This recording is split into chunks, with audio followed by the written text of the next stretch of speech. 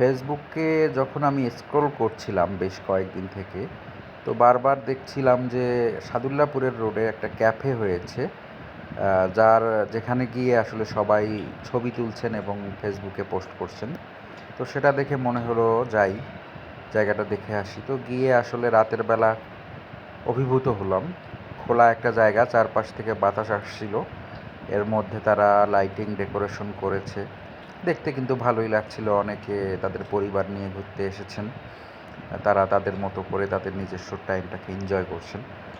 এখানে একটা বিশেষ একটা জায়গা আছে যেখানে সবাই ছবি তুলছেন, বিশেষ করে এই জায়গাটার কথা বলবো।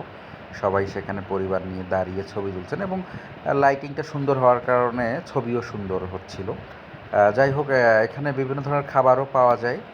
তো আমি আসলে খাবারের দিকে নজর তেমনটা দিইনি, কারণ যেদিন গিয়েছিলাম অনেক গ্যাদারিং একটা ওকেশন ছিল, যার কারণে সবাই পরিবার নিয়ে ঘুরতে আসছিল।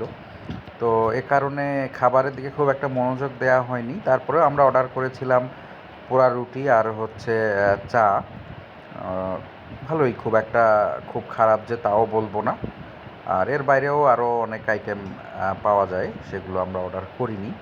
তো সবাই যার যার মতো সময় কাটাচ্ছিল, যেহেতু চারপাশ থেকে বাতাস চলে আসছিল এবং বাতাসের কারণে খুব ভালো একটা ফিল হচ্ছিল, ফুরফুরে একটা মেজাজ হচ্ছিল। ওখানে একটা গাছ ছিল, গাছটাকেও সুন্দর করে লাইটিং করা হয়েছে।